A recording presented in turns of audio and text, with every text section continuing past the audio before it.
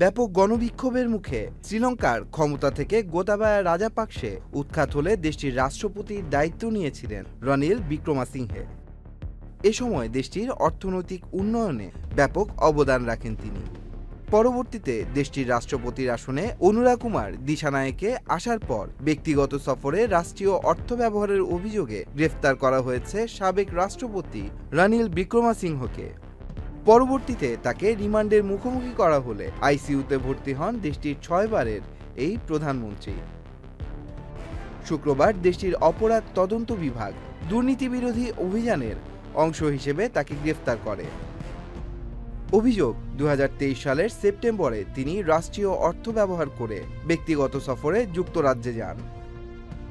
স্ত্রী মৈত্রীর বিশ্ববিদ্যালয় অনুষ্ঠানে যোগ দিতে গিয়ে তিনি রাষ্ট্রের 1,66,00,000 রুপি অর্থ ব্যয় করেছেন। তবে বিক্রমাসিংহে বারবারই দাবি করেছেন তার ভ্রমণ ব্যয় তিনি নিজেই বহন করেছেন। গ্রেফতারের পর তার দল ইউনাইটেড ন্যাশনাল পার্টি বলেছে সরকার তাকে ভয় পাচ্ছে, কারণ তিনি আবারও ক্ষমতায় ফিরতে পারেন। এ ঘটনায় ইউএনপির মহাসচিব থালাথা আতুকোরালা সাংবাদিকদের বলেন, বিক্রমাসিংহের জনপ্রিয়তা এখন সরকারের জন্য হুমকি, আর তাই তাকে আটক করা হয়েছে। বিক্রমাসিংহের বিরুদ্ধে অভিযোগ প্রমাণিত হলে সর্বোচ্চ 20 বছরের কারাদণ্ড ও 3 গুণ অর্থদণ্ড হতে পারে।